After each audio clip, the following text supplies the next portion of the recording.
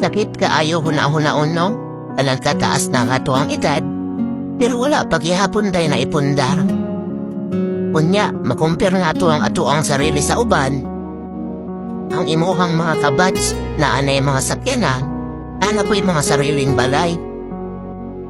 Ang imuhang mga tropa, mga successful na, uglayo na kaayob na abot sa kinabuhi. Pero kita, nagkamang paghihapon, bisan unsaon pagpaningkamot, mura gihapon og way kausaban. Sabayan pag mga problema o mga challenges. Naapay mga tao sa palibot, na grabe makapang-lockdown sa imoha. Nice. Lord, ikaw na'y bahala sa kuha ha. Bisan asa mang kudalhon sa kapalaran. Basta kay kasalit ko sa imuhang mga plano, ug sa ako ang sarili.